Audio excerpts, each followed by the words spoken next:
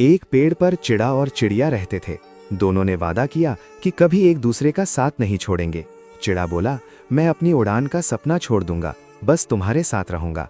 उसने आसमान छोड़कर उसी डाल को अपना संसार बना लिया। कुछ समय बाद अचानक एक दिन तेज तूफान आया। चिड़िया उड़ गई लेकिन लौट ना सकी। चिड़ा उसी डाल पर बैठा रहा, इंतजार करता हुआ। हर सुबह वही आकाश देखता जहां उसका प्यार खो गया था। उसका प्रेम अब साथ नहीं, याद बन चुका था। चिड़ा बोला, मेरे प्यार के लिए इतना लाइक, सब्सक्राइब और शेयर कर दो कि मेरा प्यार वापस आ जाए।